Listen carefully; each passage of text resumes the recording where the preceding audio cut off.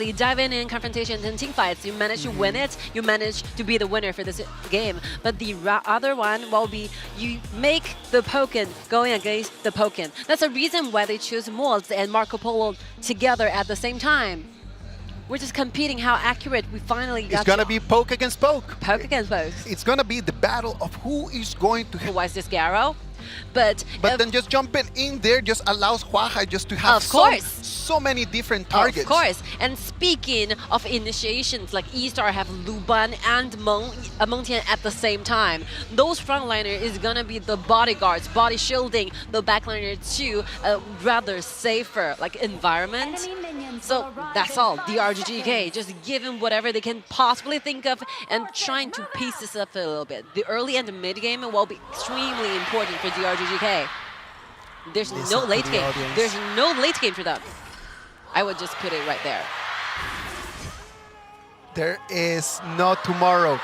This is Game 6, ladies and gentlemen. We will either move all the way until the ultimate battle, or this is going to be it, and eStarPro is going to take their 8th trophy. Oh, Tiro is doing those very aggressive moves, and unfortunately missed the target. Wait, what? Wait, what? Pom Pom comes in. He's trying, but what is that? He's just allowing first blood to go to eStarPro. Oh, that's a sign of danger for DRG.GK. They have to rush back for a little bit. He saw Ziyang coming in. He got vision on him, and he still tried to come in and tried to take the kill. And not to mention, we have this early game before 4 minutes. The jungle have the self-protection system. Your damage is going to be deducted for a little bit.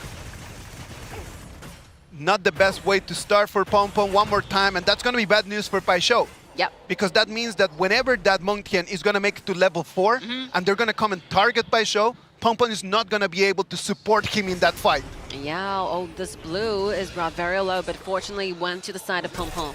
Pom Pom is not losing the buffs, but obviously E-Star is making quicker moves and when it comes to rotations.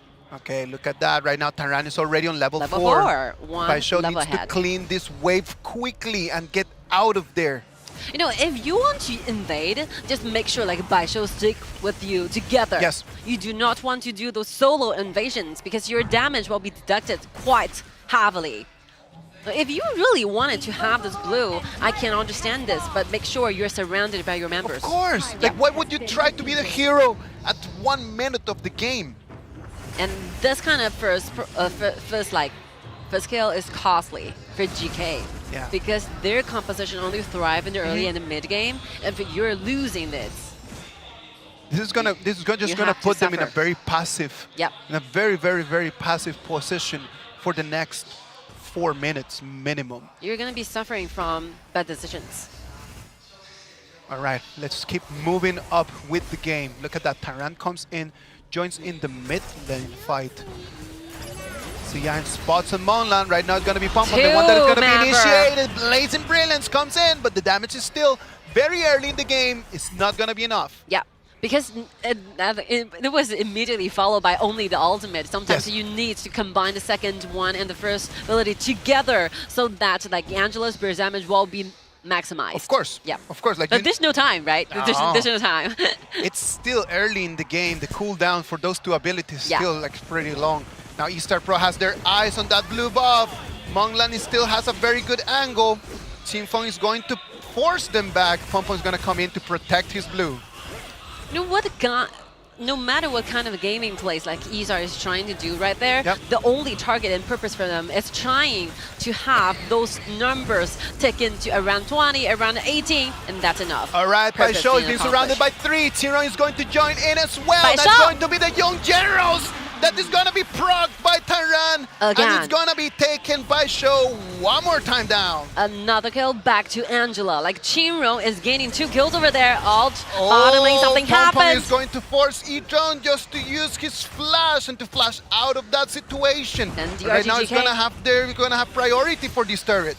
They're rushing to the bottom, trying to make sure that they can have this tier 1 turret in the bottom lane, but unfortunately it's not happening. And let's see where Huaha is, getting another set of little jungles away and sharing solely all the experiences in the gold by the way. Like he just needs to come in and take the Firehawk. I mean, this is the secret of becoming rich. Yes.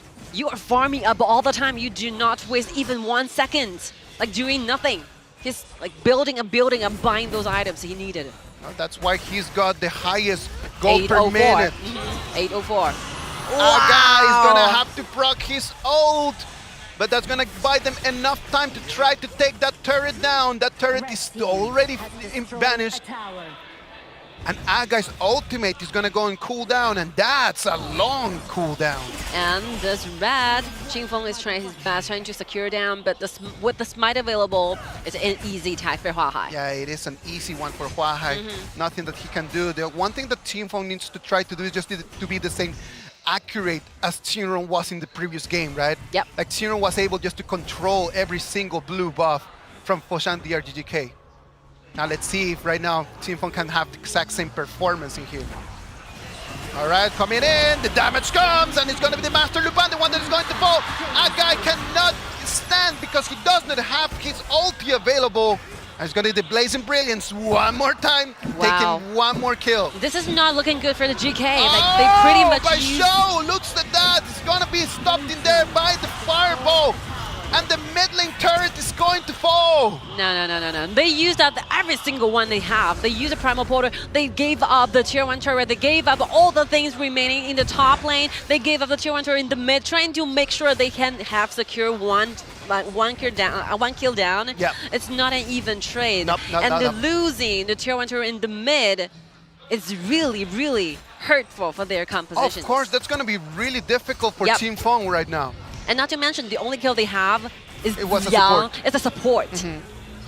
Nothing that they could have done in that one. And right now they're going to trade both top and bottom turrets. Both teams right now being extremely careful. DRG.GK comes in, the speed boost comes, and the only thing that they can find is a support. Yep. And then Qingron just holds him there with the fireball and the Blazing Brilliance. Look at that, Monglan is the next target. He's gonna be resurrected.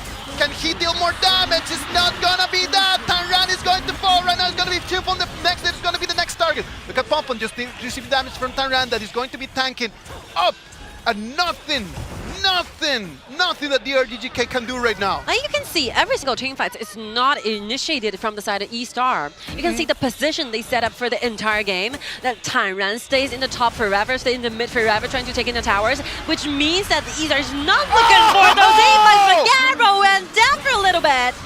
Garo, it disappears. Pompon wants one more kill, but then Angela! comes Qingron with the fireball. Ow! Qingfeng cannot survive. That hurts. Up. He wants to save him, but it's not gonna be enough. That really hurts, like even though it cost the life of Ejim, but they have 2 more kills in return. You already took the Garo, man. Just go back.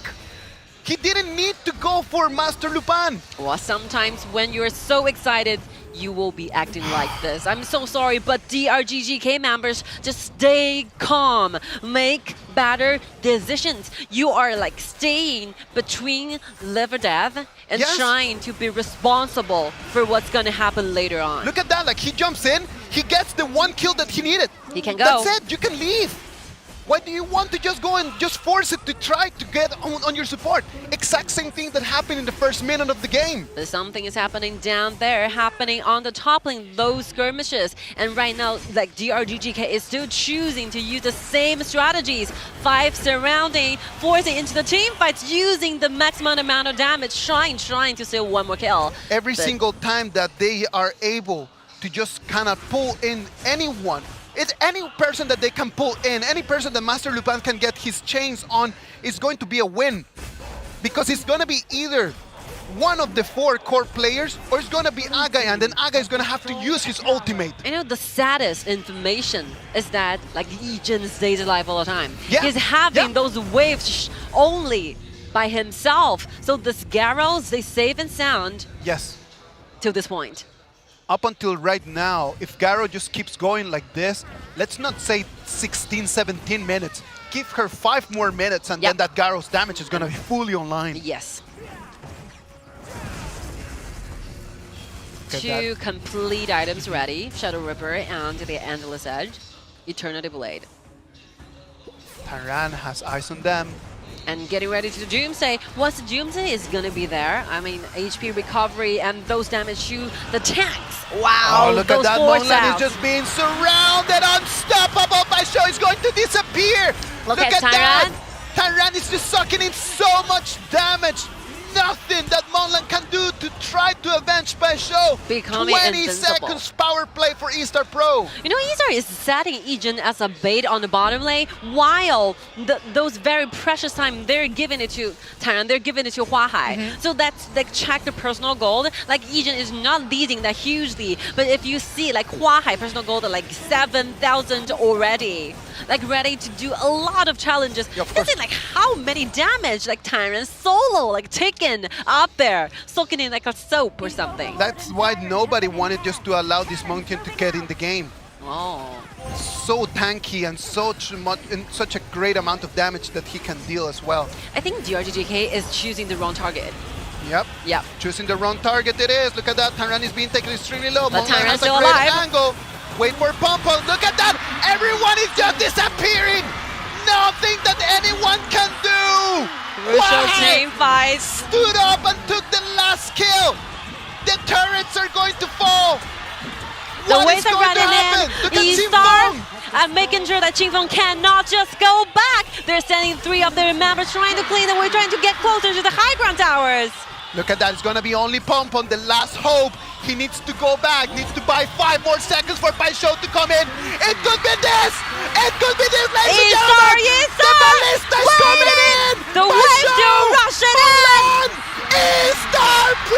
eStarPro! Becoming the final 2022 Honor of International Championship final champions.